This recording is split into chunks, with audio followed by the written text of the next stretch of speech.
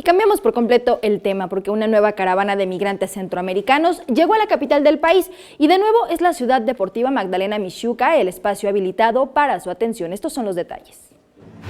La crisis en Venezuela está empujando a miles de ciudadanos a abandonar el país. La televisión animó a Jimmy a dejar Honduras.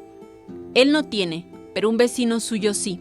Ambos se enteraron en un mensaje televisado que a mediados de enero saldría una caravana hacia Estados Unidos y pensó que era su oportunidad de escapar de la pobreza y la mala salvatrucha.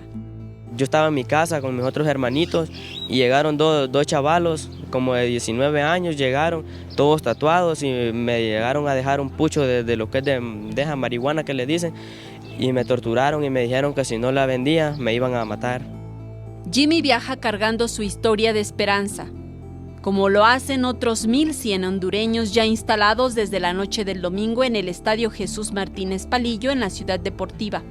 Y vemos muchas más medidas de seguridad, también mucha más coordinación porque la experiencia ha servido. Hoy hemos estado en la supervisión y vamos a estar siempre viendo hasta el último detalle que nos permita tener la información sobre la alimentación, sobre cualquier conflicto epidemiológico o cualquier tema que tenga que ver con seguridad.